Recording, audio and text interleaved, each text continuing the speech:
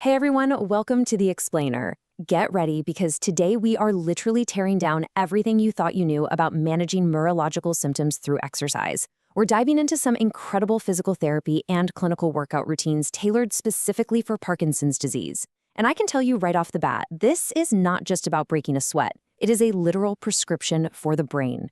We're going to see how moving your body in very specific, highly challenging ways actually forces your nervous system to adapt, rebuild, and stay sharp. So this brings us to the big question, right? What is the single best, ultimate exercise for Parkinson's disease?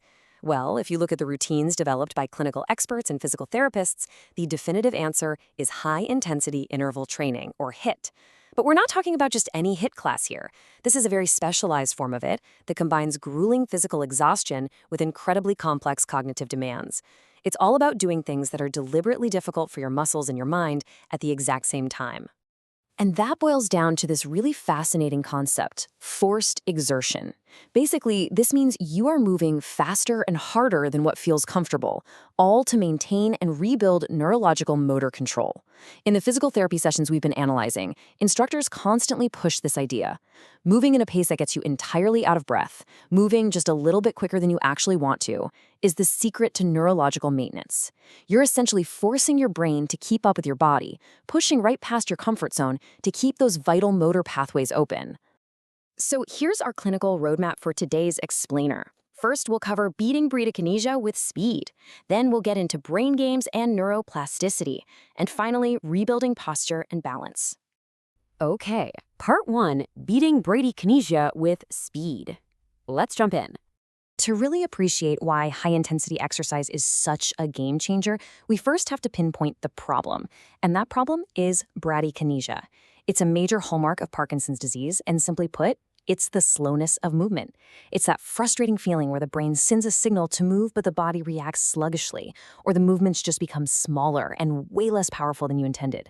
To combat this, you can't just rely on slow, gentle stretching. You literally have to aggressively train the body to do the exact opposite.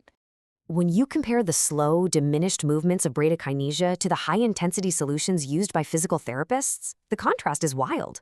We're talking lateral ice skaters, fast-twitch jumping jacks, and rapid-fire football runs with quick feet. Instructors use these specific, explosive movements because they directly target and fire up your fast-twitch muscle fibers.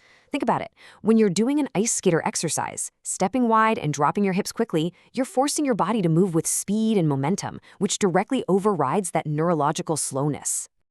Moving right along to part 2, brain games and neuroplasticity.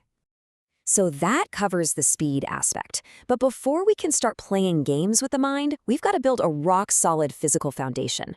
I absolutely love this vivid metaphor from the source material. Engage the core set. Hug your front body in and up to meet your back body. In these specialized HIIT routines, core engagement is literally everything. It's not about getting a strong stomach for looks, it's about locking your body into a stable, upright posture so your brain can safely shift its focus away from basic balance and onto the highly complex cognitive tasks we're about to throw at it. This is the dual tasking formula in action. Have you ever tried doing a narrow press and an alternating hammer curl while actively trying to name different sea animals out loud? Or maybe doing deep sumo squats while listing vegetables? Or explosive lateral ice skaters while shouting out Olympic sports? By forcing yourself to perform a taxing physical move while simultaneously demanding a high-level cognitive task, like memory retrieval, you are simulating the heavy cognitive load of everyday life. This dual tasking is what forces the brain to adapt. Let's take this down to the floor to see how it builds into an even more complex movement, the bird dog breakdown. You root your palms to the floor, extend your opposite arm and leg, and then you add this lateral, side-to-side fire hydrant motion. And all the while, the instructor asks you to imagine a tray of snacks or a hot latte balancing right on your lower back. You cannot spill it. Working opposite sides of the body in coordination like this, while concentrating intensely on a perfectly flat spine, is a massive cognitive challenge. Because, as the research clearly points out, neuroplasticity doesn't just happen. We literally have to make it happen. When you cross the midline of your body, like driving your right elbow to your left knee, and when you simultaneously challenge your memory with that dual tasking we talked about, you are sparking neuroplasticity. You are demanding that your brain forge brand new neural pathways to replace or bypass the ones that have been damaged by Parkinson's. Okay, bringing us to part 3, rebuilding posture and balance. Now, all that speed and neuroplasticity won't do as much good if we can't maintain a safe, upright stance. Think about where our balance actually comes from. If you break down the distribution, balance doesn't just happen in your feet. It comes from the ground up, with a massive reliance on your hip extensors and abductors, alongside that deep core strength. The physical therapy routines we're analyzing have an intense, almost relentless focus on hip strengthening. Why? Because weak hips are the #1 culprit behind poor posture and dangerous falls. To rebuild those hips and that core, instructors use some really tough structural HIIT movements. We're talking deep, grueling forward and backward lunges where you try to drop that back knee as close to the floor as humanly possible. We see shifting from a single leg balance straight into a deep squat. There are supported lateral kicks to work the sides of the hips and ski squats that just light up the quads and glutes to support your gait.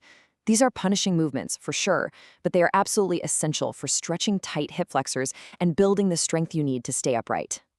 But posture isn't just about strength, it's about intention.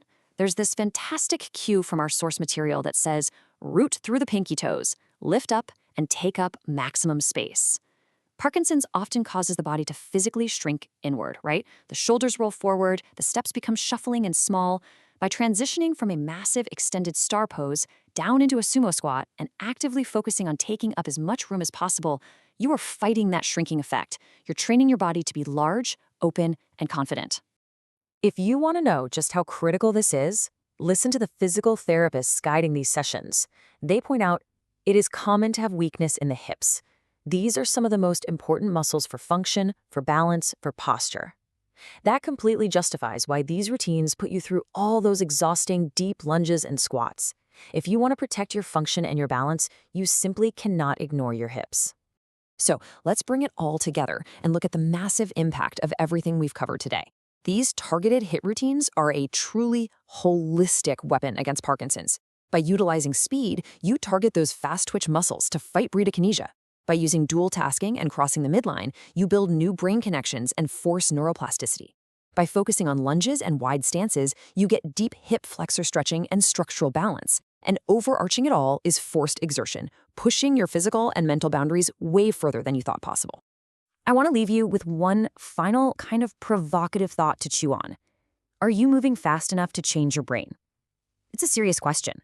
Are you staying comfortable, or are you embracing the science of forced exertion? Pushing yourself to that point of being genuinely out of breath while actively challenging your mind might just be the most important work you can possibly do for your neurological health.